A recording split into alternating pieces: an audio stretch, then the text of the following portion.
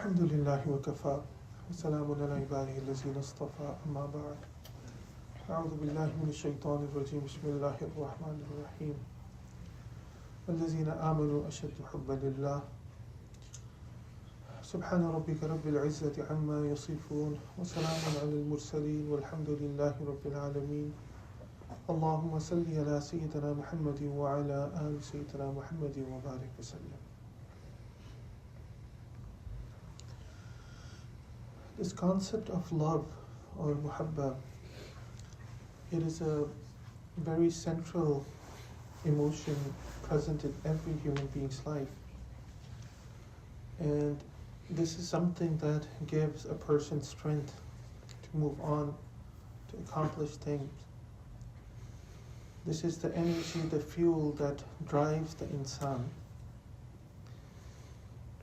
But Allah subhanahu wa ta'ala has given us free will and choice of how we utilize and how we use this emotion.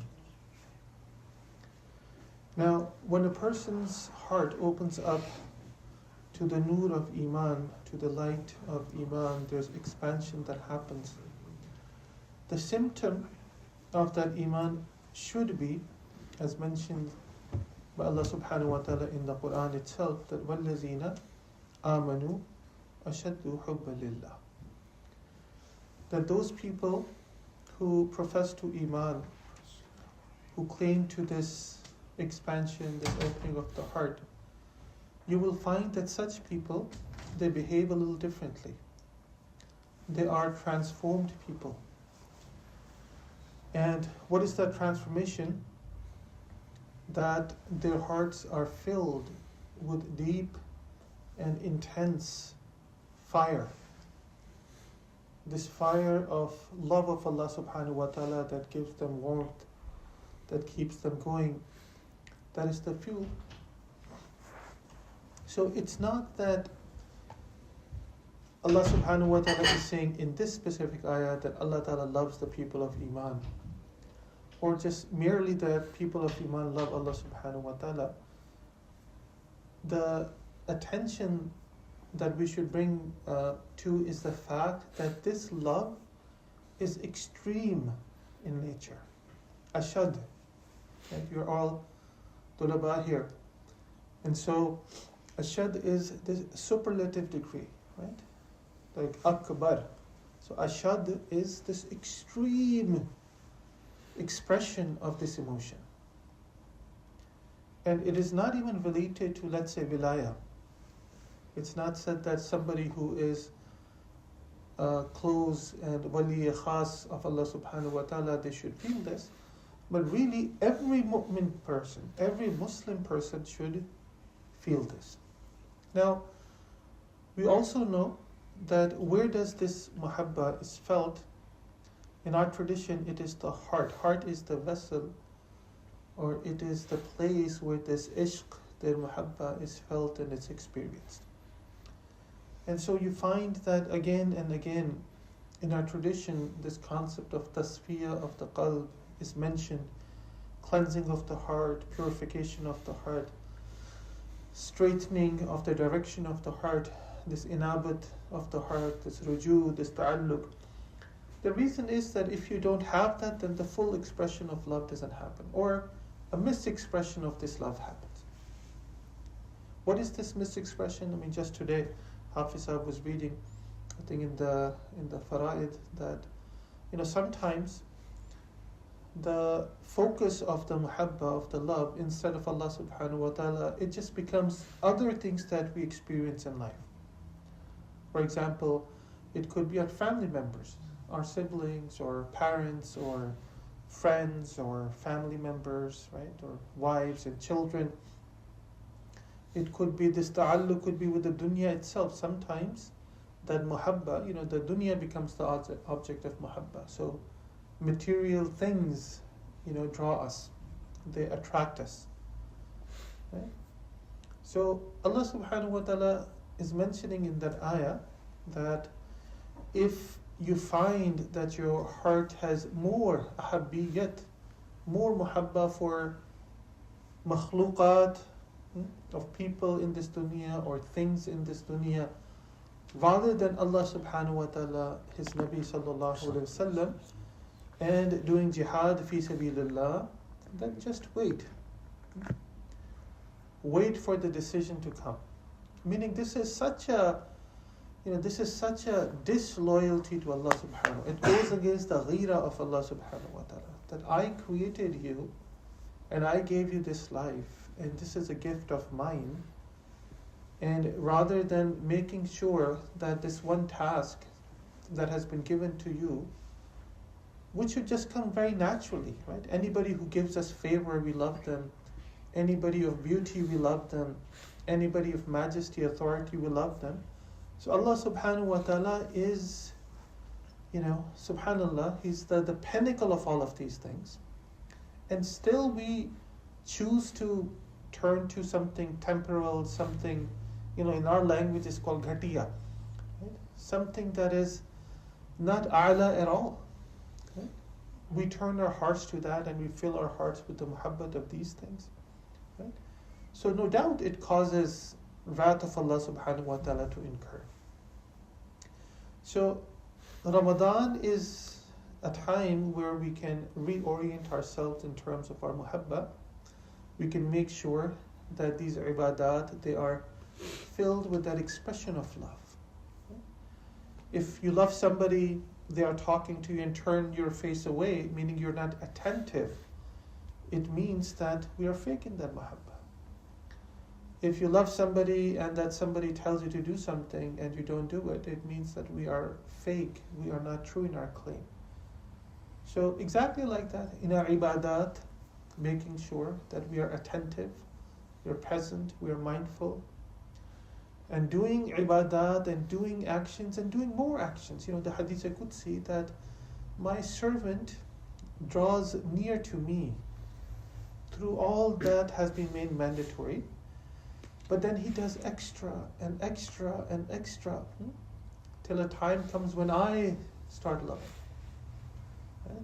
If you tell your kid to do something and your kid does it, but then he does something extra for you just to please you, you will, those who are parents here, they know that there's that special feeling that you experience in the heart. Oh, mashallah, he thought of me. And so doing those nawafil, they make a person special to Allah subhanahu wa ta'ala.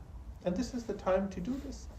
Right? Let's say if you were unable to pray tahajjud and ishraq and jast and awabin and all these other salatul tasbih, etc., etc. Now's the time to do it. If you were unable to do istighfar and salawat, now's the time to do it. If our attachment to the Quran was weak throughout the year, now's the time to do it. And more than that, you will find that in the morning and in every program that we have during the day, we spend 5-10 minutes in doing muraqabah. Muraqabah is not just some exercise. It's not just exercise. It's really, closing your eyes and really disconnecting yourself and opening up your heart and filling it with that love, with the nur of that love, such that every atom of your being just calls out to your beloved. Allah, Allah, Allah, Allah, Allah. It's very ajib. Even our heartbeat, Allah Ta'ala has created that goes with this, dub, dub, dub, dub, dub, dub, right? This Allah, Allah.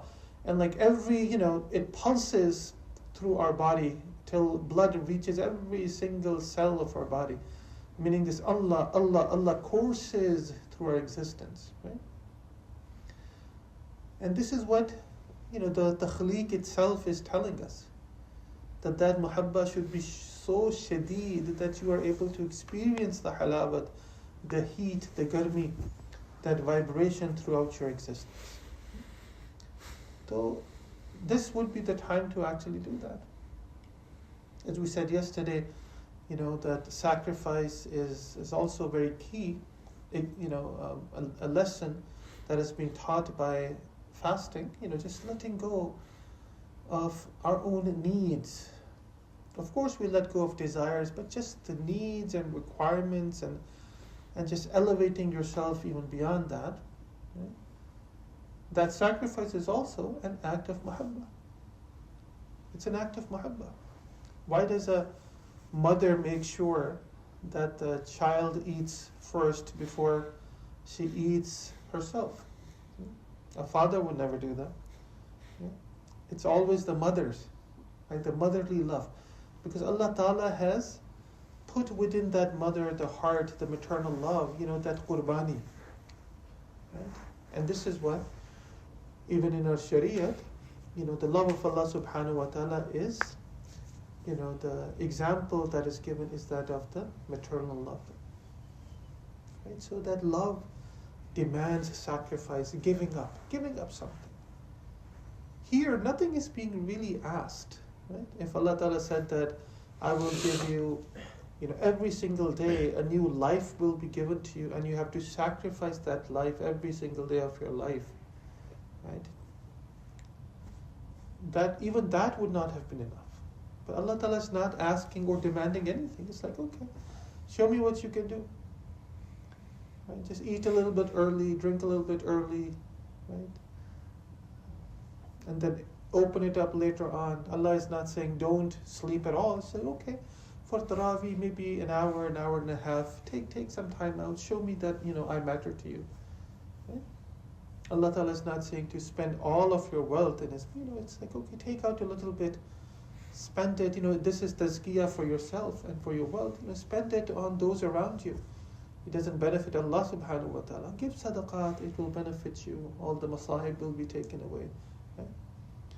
So it's not, if Allah Ta'ala had asked that I am your Rabb and I demand this, of course there would have been ushaq who would have done that. But for people like us, it's just, okay, some of these needs, step back from them. Some of these, these connections just that you're stuck in, step back from that a little bit. Turn to me with that love. And it's ajib that yuhibbuhum wa yuhibbunahu, that Allah Subhanahu wa Ta'ala first loves the servant.